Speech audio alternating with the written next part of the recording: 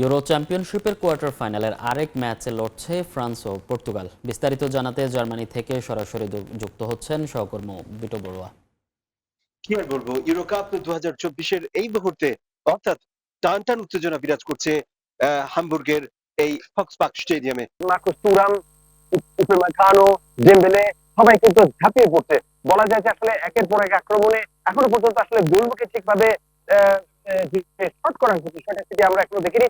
তবুও বলা যায় যে প্রথমার্ধের খেলাটি কিন্তু আমরা যতটুকু দেখেছি গুরু শিষ্যের যে লড়াইটা সেটি কিন্তু একেবারে অনেক অনেক দর্শক যেরকম অপেক্ষা করেছিলেন সেই সেই অপেক্ষার প্রহর কিন্তু তারা গুনতে গুনতে অবশেষে ক্রিস্টিয়ানো রোনালদো এবং তিনি আসলে ইতিহাসের একটি অংশ বলা যায় এবং একই সাথে তার শ্রেষ্ঠ যার খেলা দেখে এই ফুটবলের প্রতি অন্যরকম আকর্ষণ বোধ করেছিলেন সেই কিলিয়ান এমবাপ্পে কিন্তু লড়াই করে যাচ্ছেন অপরদিকে।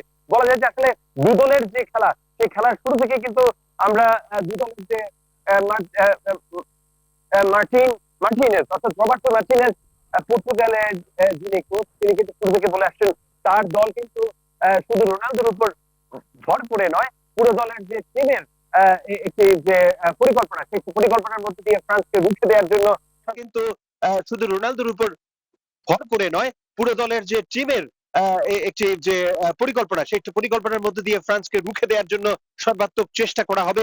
এবং একই সাথে কিন্তু আমরা দেখেছি যে অন্যদিক থেকে দ্বিতীয় দেশম কিন্তু তার শীর্ষদের বলে দিয়েছেন যে শুধুমাত্র কিলিয়ান এমবাপ্পেই নয়, কিলিয়ান এমবাপ্পে ছাড়া কিন্তু আন্তন গ্রিজমান রয়েছেন, কুন্ডে রয়েছেন এবং গতবার যে ম্যাচে চমৎকার করে গোল করেছিলেন সেই কুলোমুয়ানি তিনি কিন্তু জার্মানির বিভিন্ন ক্লাবে কিন্তু তিনি খেলেছেন, বিশেষ করে আইনট্রাক্ট ফ্রাঙ্কফুর্টে তিনি তার খেলার অভিজ্ঞতা রয়েছে। সেখান থেকে কিন্তু বলা যায় যে জার্মানির বিভিন্ন মাঠে কিভাবে খেলতে হয় সেই অভিজ্ঞতা তিনি সঞ্চয় করেছেন। এবং রাবিও যদিও তিনি এই ম্যাচে খেলছেন না, কিন্তু থিও হার্নান্দেজ যার কথা বললেই নয়, তিনি যে রক্ষণভাগের যে সামলানোর যে কাজটা তিনি দীর্ঘদিন ধরেই ফ্রান্সের জন্য করে আসছেন সেটি কিন্তু আজকে আমরা দেখতে পেয়েছি। এবং এখনো দেখতে পাচ্ছি যে আসলে ফ্রান্সের পুরো টিমের যে পরিকল্পনা ঠিক তারা ৩-৪ কখনো ৪-৩ এই ফরম্যাটে খেলছেন এবং কখনো সামনের দিকে গিয়ে পর্তুগালকে তছনছ করার জন্য যে চেষ্টা সেটা কিন্তু আমরা দেখতে পাচ্ছি।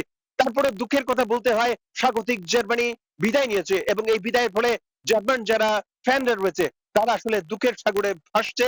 যারা টেলিভিশনের পর্দায় ছিলেন তারা নিশ্চয়ই দেখতে পেয়েছেন জার্মানির যে ফুটবল প্রেমীরা রয়েছে তারা ঠিক কেমন করে তাদের মনের দুঃখটা প্রকাশ করছিলেন। তো এই মুহূর্তে আমার কাছে হাফ সাইড চলছে, অর্থাৎ পর্তুগাল এবং ফ্রান্সের মধ্যে যে সর্বশেষ লড়াইয়ের এখন এই মুহূর্তে যে বিরতি চলছে সেখান থেকে জার্মানির হামবুর্গের ফক্সবাখ স্টেডিয়ামের সামনে থেকে সর্বশেষ। ফ্রান্স এবং পর্তুগালের ম্যাচের সবশেষ খবর জানতে সরাসরি যুক্ত ছিলাম জার্মানি থেকে।